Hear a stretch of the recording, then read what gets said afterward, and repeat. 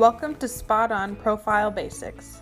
Each webinar covers one module within Zoracle's SpotOn profile. Let's join Rebecca Monet, President and Chief Scientist of Zoracle Profiles now, as she discusses work style. So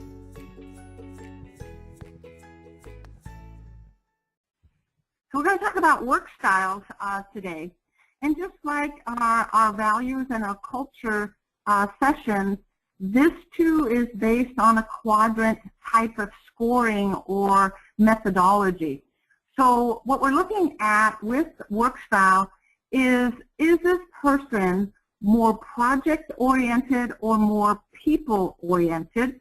Or are these people more possibility thinking, kind of out-of-the-box types of thinking, where, you know, what's possible, what can I create, what else can happen? Or are they more practical, hands-on, wanting to do things more pragmatically? Now, you'll notice pretty quickly it's more than just about project versus people or possible versus practical, and I'll show you in a second what I mean by that. But let's talk about our first group of work styles. Let me tell you a little bit about work styles just so you kind of get a big picture. Work styles is the closest thing that Zoracle does to a personality test. We really do not use personality tests simply because we see no correlation between someone's personality and their ability to build a business or success. So, but this is probably the closest thing that you're going to recognize if you've used other tools in the past to something that looks a little bit like a personality test. But you'll see quickly the application of this science as it relates to talking with your prospective franchisee. So first, the director. You can see immediately the director is possibility thinking, and he's project-oriented. So he's very goal-oriented, and he is technically most comfortable when he is in charge. Now, that could mean with the process that you're putting him through, he may actually take the reins and take charge himself. So this is someone that wants to get things done. He's focused on the bottom line. It's a no-nonsense, get her done kind of approach, almost like a bulldog sort of moving in the direction he wants to go. So his focus is about doing it quickly. He's not afraid about bending rules, twisting the rules just a little bit to get where he needs to go. So he's focused on a particular outcome, and he's going to get there no matter what it takes to get there. A director is someone that loves a challenge. In fact, given the challenge, they're the first ones to step up. They like to be the ones in charge. They would take authority very, very quickly, whether it's with you, with a franchisor, with their employees in the future. These are folks that are always going to be technically at the helm or are taking charge of particular situations that they're in. So they always plunge head first into any kind of problem that they're looking at. So kind of a fearless attitude that they're looking at. When you meet a director, and I've already met a handful of you over the phone, several of you are directors yourselves. So these are folks that just their mere presence demands a certain level of respect for their leadership. These are folks that make decisions very, very quickly. Sometimes I wonder how they make them so quickly, but they make them very, very quickly. And these are the folks that frequently we will go to ask for advice, simply because they've been there, done that, and they're not afraid to take a position. They're not going to be weighing a million things out. So as it relates to your prospective franchisee, you're going to show him or her 2 or 3 concepts. They're going to do a quick weighing of those 2 or 3, and they'll make a decision. These are not indecisive people that want to see 23 different concepts, and you guys know those types, to make a decision.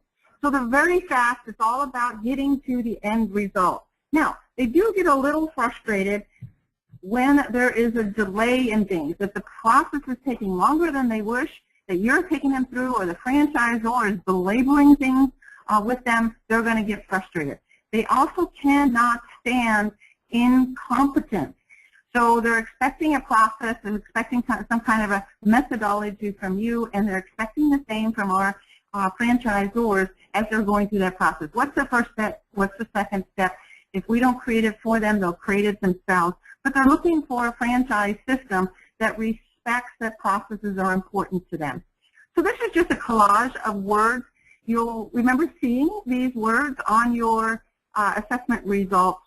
So you can see pretty quickly this is a take charge, controlling type of individual who's focused on the bottom line. He's focused on getting the goal.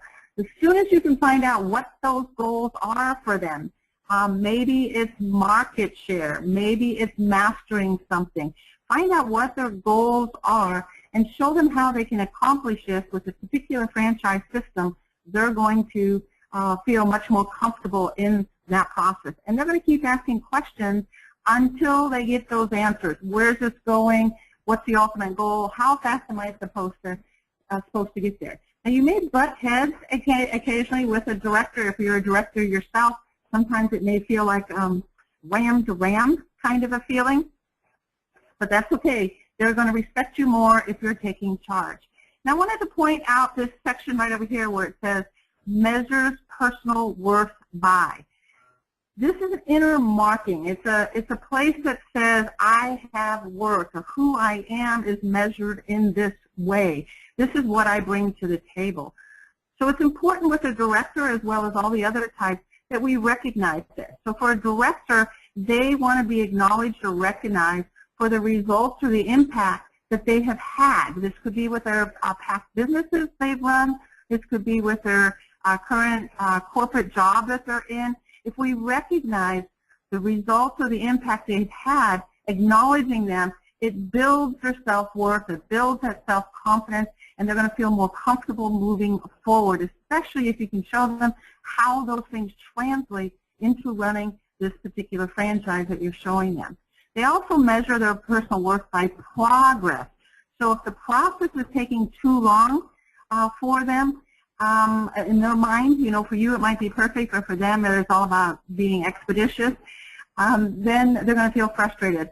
So give them markers where they can feel they've progressed a certain place in the sales process you're taking them through, or the consultative process you're taking them through. Also, the track record is important. Now, all these things, of course, is about their own self-worth, but just like you or me, we also measure others by this, right? So when they are looking at other franchisees and you're sending them out to do their due diligence, they're going to be measuring their competitors and also their compadres against these markers. What results have they had? What progress have they made over the last 18 months? How much market share are they capturing? So they're going to be measuring others' worth the same way they measure their own worth. The director. So some things you'll see this all printed out on your assessment. Fast-paced, super fast, and making decisions. Sometimes you're wondering how they had 3 data points and they made a decision. But it's usually the right decision, and they'll act on it. Even if it's the wrong decision, they're going to act on it, move forward, and adjust as necessary down the road. Goal. The priority is the goal. End result, that's where we're going. We're crossing that finish line. What they're seeking in a business is one where they can have total control. We don't want a franchisor telling us what to do. We want the systems, and we'll do it. Okay?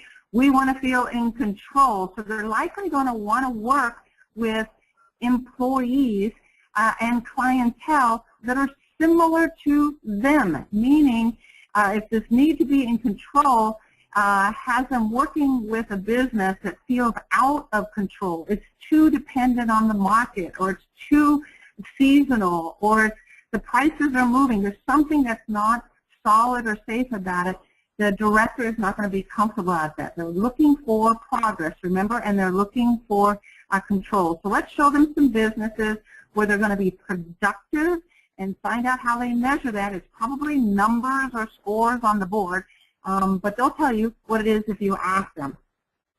Some of their strengths, and this isn't universal, this is generic, is administrative skills. They're natural kind of leaders, and they are pioneers. Now, by pioneers, I'm not suggesting first to market with something, but pioneers with how they might go to the market, a different way to go, or a new product or new service. So these are not wing-it early-stage franchisees, but they are pioneering in that they will do things slightly different. Irritations, things that drive them nuts, and if you're a director, you can relate to this, and you've had people that drove you nuts this way, is anyone who is acting in inefficient ways or just flat out can't make a decision. This will drive a director nuts. They want to move forward, they want to get this done, and just simply make a decision, right? So the director will be very frustrated if he or she is running across that. And if you're a director, you'll see that you'll get frustrated with your prospective franchisees simply because they're not making decisions as quickly as you'd like them to make. Under stress, those of you who are directors, look at yourself in the mirror. You probably see this side of you. When you're under stress, a timeline, a budgetary issue, whatever it is, you can get dictatorial, taking complete control, and you can get critical, not of yourself, but of others. So your prospective franchisee, if he or she is a director, if things aren't going his way or her way and they're not feeling in control, they might get a little nitpicky or a little bit critical, and they may actually take those reins away from the franchisor or from you as their consultant and get a little bit of dictatorial and tell you how it's going to be. We talked about the measuring self-worth, how they have impact, a track record, and progress. They're looking for this in themselves, and they're looking for this in others. The workplace, find them a business that is structured, but it's busy and efficient. It can't be willy-nilly. It will drive them nuts. So it needs to have some structure, some organization to it, and it needs to keep them busy. Now, this is probably the most important slide. You're going to see it 4 times in different renditions, but this is probably the most important slide when you are thinking about this. The director, ask versus tell. The director will always tell his employee or you what he or she is expecting and needing. They won't ask, would you mind doing this for me? They will tell you you will be doing this for them. Control versus emote. The director is about control. This will not be someone speaking from his emotions or making decisions from his emotions. He is going to be making it from being in control of his emotions and in control of his life. Is he fast or is he slow? This is someone that's lightning speed. He's moving very fast through life and very fast through this discovery process. Head versus heart. No doubt, a head-oriented guy. In fact, you might find the director sometimes cold and sometimes a bit aloof. Practical versus possible. This is a possibility thinker. He's thinking, how can I dominate that market? How can I do this in such a way that I can replicate as fast as possible and put managers in that and open my second location? He's a possibility thinker. He'll worry about the details a little bit later. In fact, he'll probably hire someone to take care of the details. Is he project-oriented or people-oriented? He's project-oriented. The people are cogs to get him there. It doesn't mean he's completely heartless, but he knows where he's going, and he knows people are simply a resource to get him where he's going. So he's project-oriented, and finding a business is just another project for him.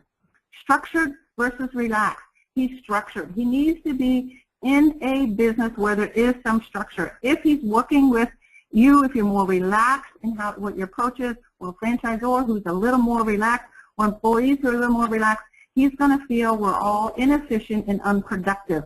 So he needs to be in a business that has some structure to it, and he'll anticipate that you're going to show him exactly what that business is, right?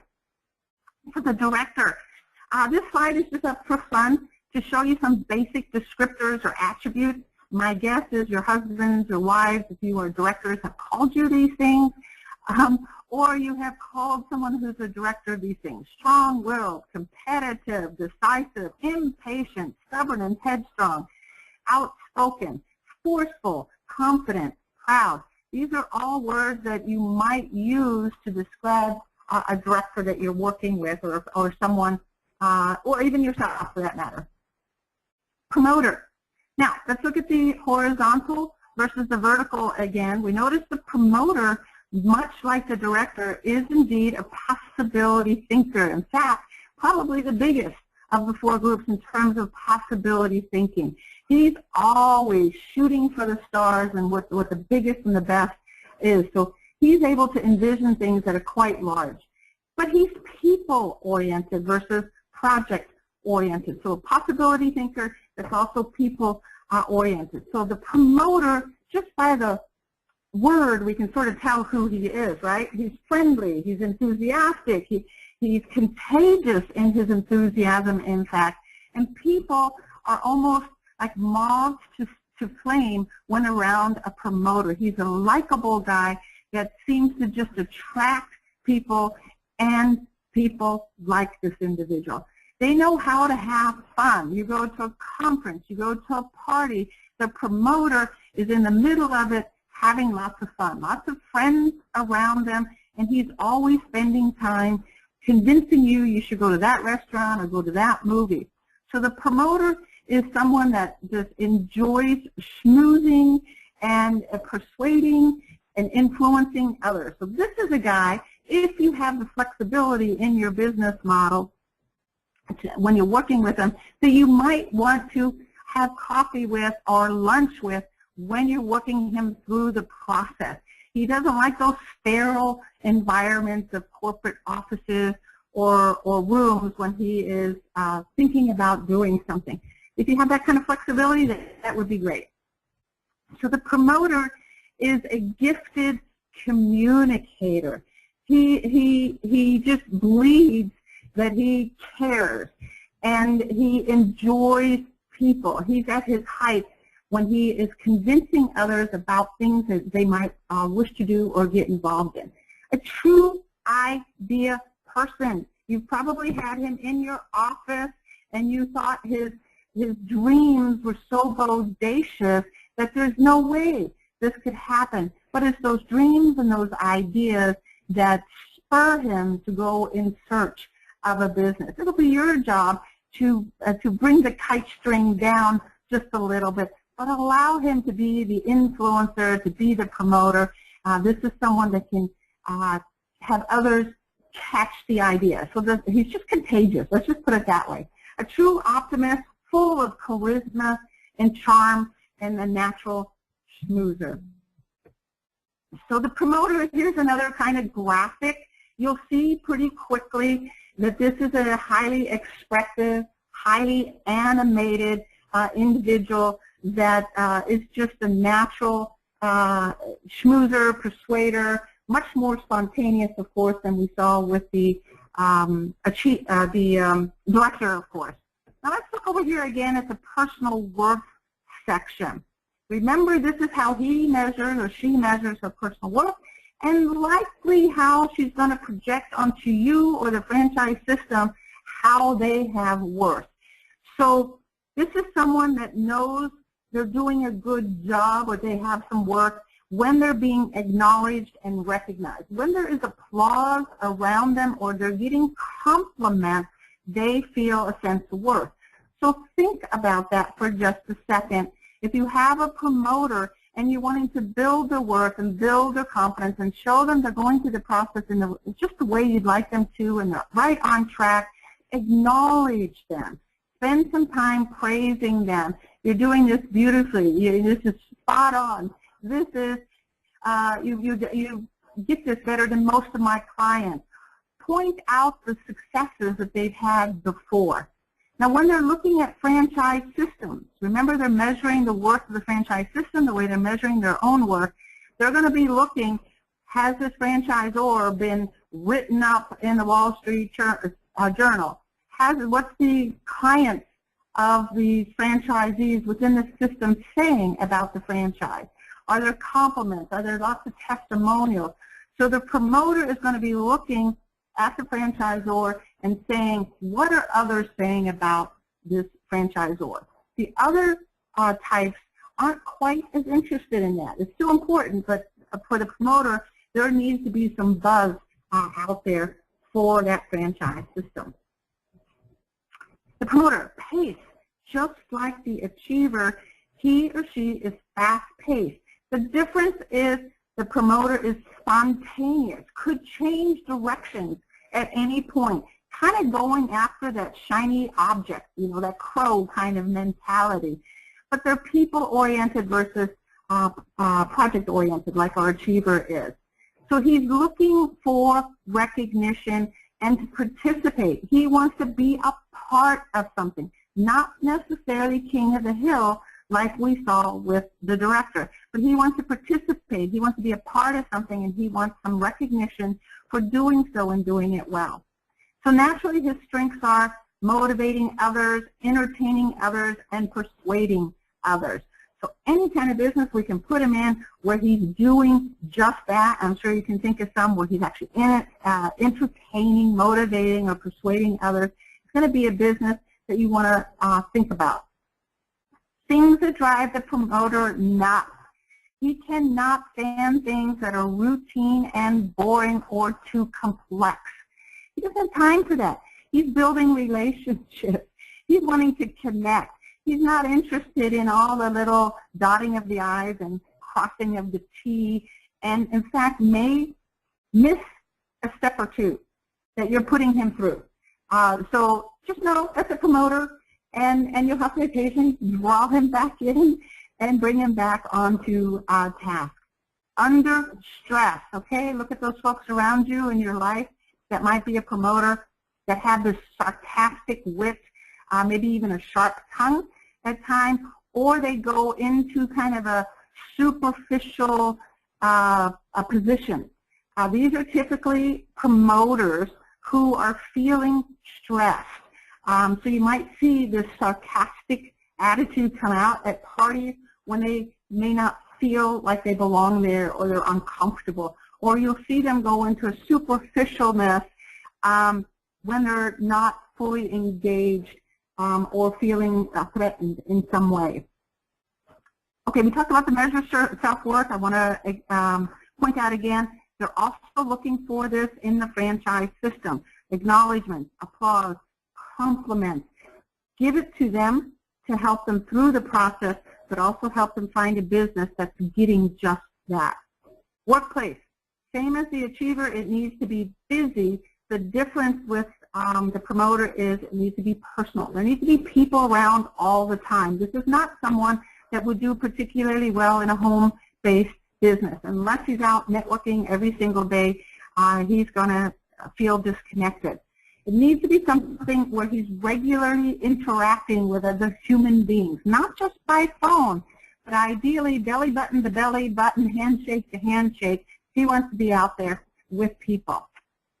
Most important slide here. The promoter, in terms of his work style, ask versus tell.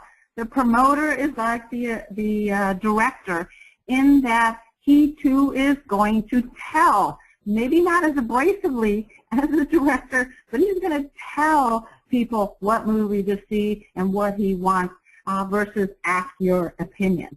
Control versus emote. This is a guy driven by emotion, passion for a concept or distaste for something. He will express it. Slow versus fast. Fast. He's lightning speed. Now that doesn't mean he's going to get to the destination as quick as the achiever, because remember, he's going to be zigzagging. He's going to get occasionally distracted by the shiny object. So he's moving fast. Doesn't necessarily mean he's getting there fast, if you know what I mean. Head versus heart. This is a heart guy. He thinks with his heart, and it has to make sense at the heart level, even if it makes sense at the head level in terms of dollars and cents or efficiencies. He's still going to think with his heart. He's going to tell you, or she's going to tell you, it doesn't feel right. They may not even tell you why it doesn't feel right, but it just doesn't feel right. Practical versus possible. This guy is all about possibility.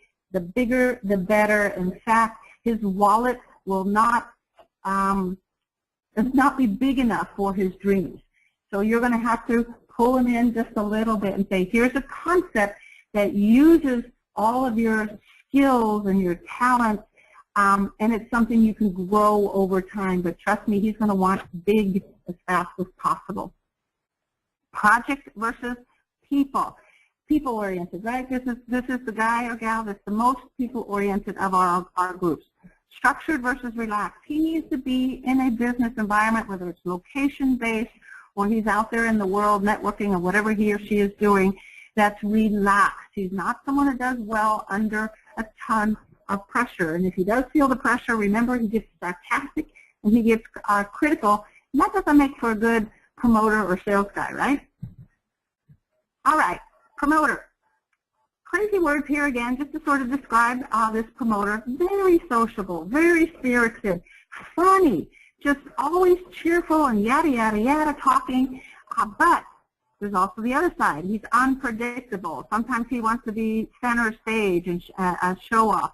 Can appear easily mixed up or naive, oftentimes even forgetful, because remember, he's going after the shiny object, and you know, the light will shine on that object differently, and so he may get easily distracted. But sociable and a natural promoter and someone who's going to share whatever product or service he has. The connector.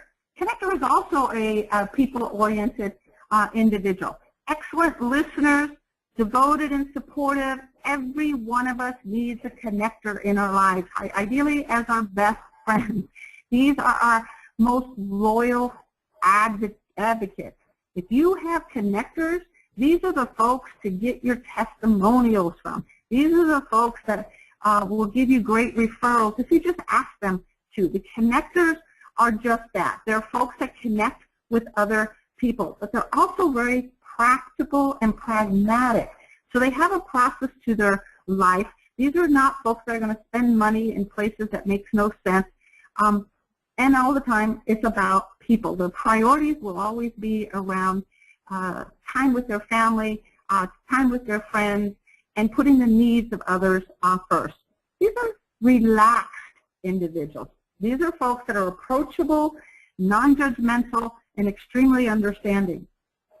So these are folks that also have very strong, dependable networks. We're not talking LinkedIn type things or Facebook kinds of things where you got 2,000 friends but you only know 5 of them. We're talking truly deep and meaningful relationships that these connectors have. They're excellent team players. Put them on a project, whether it's a charitable function or something of that nature. They are team players. When they run their businesses, they're hands-on with their employees doing what is necessary. Granted, they're a little bit risk-averse, and that's okay as long as we put them in the right business, right? Others, when you look at them, you will say, this is the most stable, composed person you will ever meet. These are the folks, when you're under a stressful situation, that will remain calm. They'll fall apart later, but during a stressful situation, they will remain calm. Good planners, persistent workers, great follow-through. My best friend is a connector.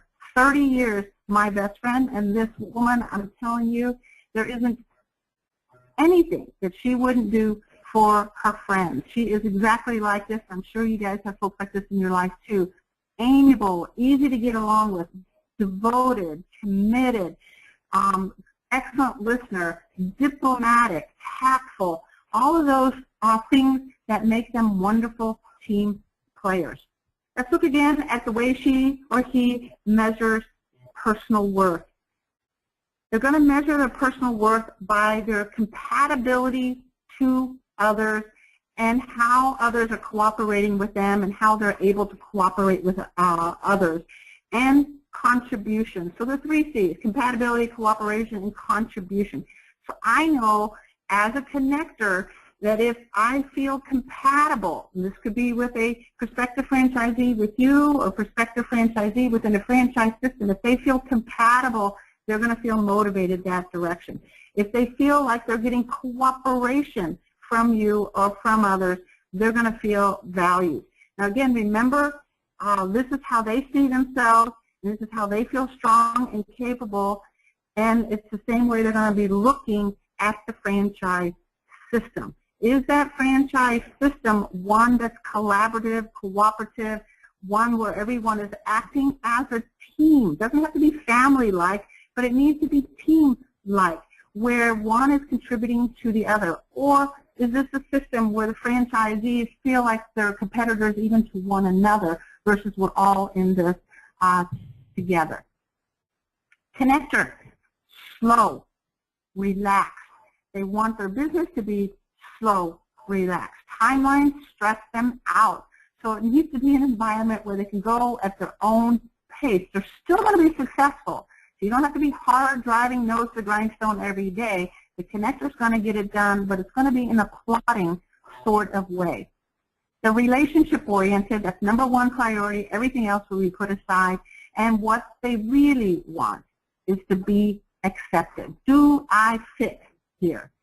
Strengths, listening, teamwork, follow-through. What businesses do we have that requires someone to be an excellent listener and to work in collaboration or in team with their clients or with other franchisees or with the franchisor, and what requires a certain amount of details and follow-through? That would be something that they would be particularly interested in. Things that drive a connector nuts: insensitivity and impatience. You will see this. The connector is the one that's in the grocery line, and if the attendant that's taking the money from the person buying groceries is unkind or rushing the person in front of them, the connector, who's normally quiet and amiable, will step up and say, hey, you're being mean. Hey, that was unkind. So the connector is always sort of protecting others. They can't handle it when there's insensitivity or injustice being placed towards others, not just themselves, but towards others. Under stress, the connector will become extremely indecisive and submissive. It may even look a little bit like pouting to you.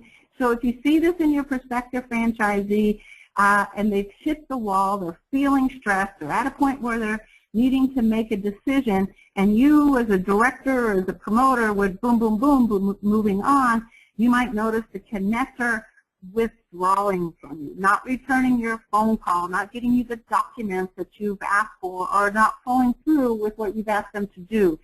And they'll become submissive and withdraw and indecisive. So that just triggers in your head, this is the connector, he or she is under stress, I need to help relieve that stress so they can move forward with whatever decisions or processes that they need to go through in this discovery process to make an informed and wise decision. Personal work, compatibility with others, and how they can contribute. Workplace, friendly, functional, personal. They want to know the employees that they're working with. They want to be in relationship with the clients that they're working with. So this is a touchy-feely person, right? So the connector, ask versus tell. The connector will ask you a favor, ask you, do you have time to do this? They're not going to demand or tell you this. They'll ask you to do this. Control versus emote. They are emotional beings, and they're not afraid to share it. Now, when they feel stressed, they'll shut down, no doubt, but you'll see it as a submission, or even, you might even say a little pouting or withdrawal. But what they're doing is they're regrouping with their emotions. Slow versus fast. The connector is slow, methodical. Heart-oriented versus head-oriented. Even more so than what we saw with the promoter. Practical versus possible. These are pragmatic people. You know, they're putting a certain amount of dollars away in the savings account for their kids. They're not taking any unnecessary risks or plotting it pretty wisely, so they're not in a place where they're causing harm to anyone else or themselves. Project versus people. It will always be about people. They make excellent customer service individuals, or individuals that are in a nurturing or caretaking kind of a role. Structured or relaxed. These are people that like it relaxed. The structure feels confining. Connector words: peaceful, adaptive, maybe a little shy, maybe a little reserved. They're the natural mediators, okay? But they're also the natural worriers. They're also oftentimes hesitant to jump into the deep end of the pool. It may take a little bit of light under their fire, light under their rear end to get them to move, right? All right, the final one, thinker. The thinker is project-oriented, and he's practical. She's all about getting it done and doing it with some level of accuracy. So analytical, persistent, all about systems, solving problems. This is the thinker's hot suit, is being able to solve a problem. Whatever it is, they're able to do it with some kind of widget or some kind of idea or some kind of methodology. They'll figure it out, right? These are task-oriented individuals who like to take processes and fine-tune them, create greater efficiencies, cut off a few cents on the production of that product or service, increase the profitability or increase the efficiencies in some way, but they're always about tangible results. So almost always, these are folks that keep their emotions close to their chest, probably even more so than what you saw with a director. The director actually feels a little harsh. The thinker doesn't feel harsh. It just seems like he has no heart. He has no emotion, when indeed he does. He just keeps it sort of close. So he may look a little mysterious or complex to you and I. He is indeed a conscientious and deliberate individual in everything he's doing, especially with decisions. He'll come into your office with checklists, or please provide him checklists.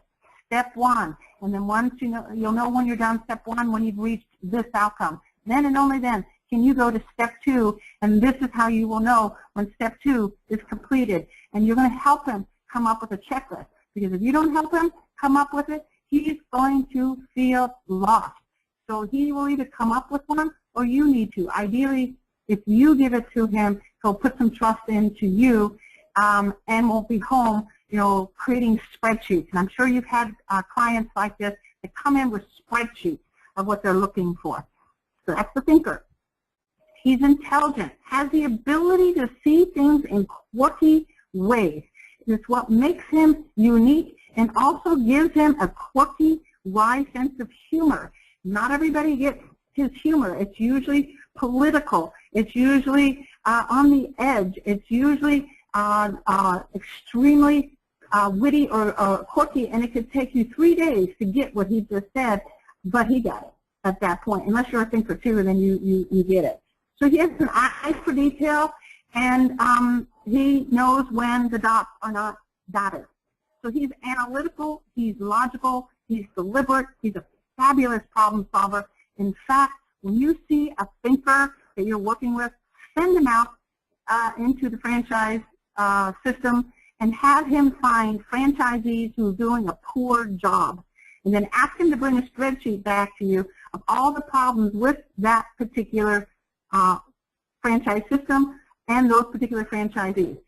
Once he comes up with what the problems are, he will begin to solve the problem, and he will literally begin to sell himself on going into the very system that he's finding all the problems.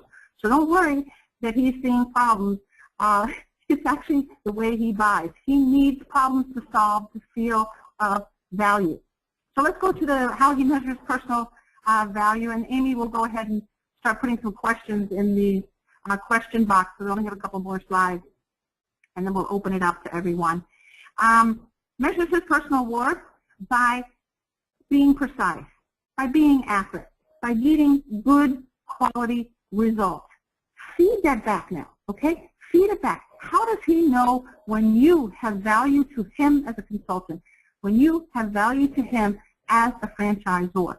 He knows it when you are accurate, when you are precise, when you give him checklists, when you give him some steps to take, when there are results. Now, I don't know what those results are that he's looking for, but he knows. He will have it written down, or you can ask him to write it down. What are you expecting and what are you needing? What results are you wanting out of any business that you get involved with?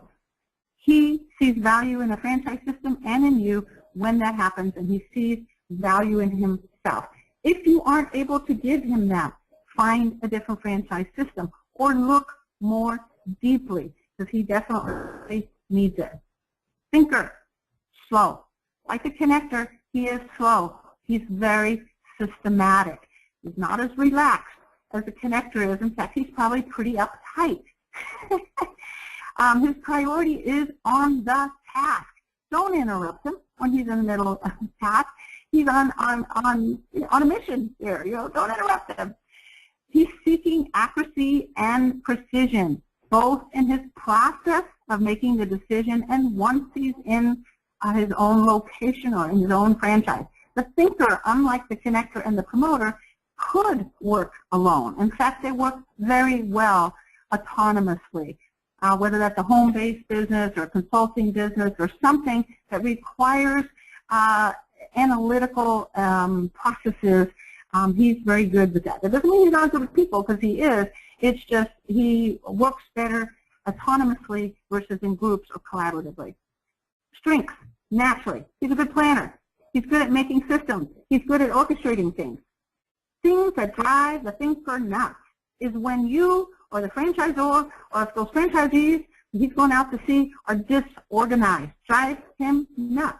What's wrong? It's A to Z. Can't we just put it in A to Z?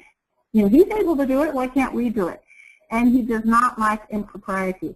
I'm guessing most of us don't, but it's particularly difficult for the thinker if they see that. Under stress will become headstrong and stubborn, more so than even the director will, and they will withdraw. You may have seen this with your thinker as you're moving him through the process, that he may get hung up on a single detail, almost OCD-like, where until he has this thing, he's not moving forward. And if he doesn't get that thing, he's going to go back in the corner and he's going to withdraw until he gets that thing. Or you can get him off into something where he can get that thing. Whatever it is, he'll let you know. Measures work by precision, accuracy, quality of results. Remember, he's expecting that out of you, and he's expecting it out of the franchise system that he's going to be involved in. Workplace, formal, functional, structured. Now, oftentimes, that's him and him alone, or her alone. And if there's people that he's working with, they will also be comfortable in a formal, functional, structured environment. No willy-nilly for a thinker. Ask versus tell. A thinker is like the connector in that he or she will ask, could you please send me over that document? Can you have this to me as soon as possible? The director, on the other hand, will say, I need this by 2 o'clock today. Different communication, right? Control versus emote. He needs control, just like the director needs control. He will control his environment. He will control employees. He will control processes, not as a dictator that we might have seen with the director, but simply because the processes have checks and balances in them, and he will see to it that his clients and his employees will follow those. He's all about head. He makes all decisions in his head. Everything is practical and pragmatic. He's very task, very project-oriented, and very structured. So all left side of this screen is what our thinker is. If you are not this, if you emote too much, become too much from heart, he may not trust you. So put the heart a little aside, put the emotions a little aside, slow down, get those numbers, take the pace that works best for him. Thinker, some words that describe him. Analytical, of course, right? Detailed, persistent. Much like the director, he is persistent. Considerate, respectful, planner. On the other side, he can be a perfectionistic person, driving you nuts. Fussy, may even be a little bit, if not a lot, introverted. To learn more about the SpotOn profile, take the assessment yourself by clicking on the link below. Or reach out to us directly for your 30-day free trial.